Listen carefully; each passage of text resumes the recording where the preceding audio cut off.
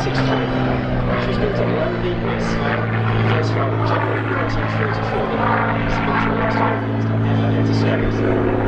So, 63 Squadron, 309 Squadron, laboratories and shipping attachment drones.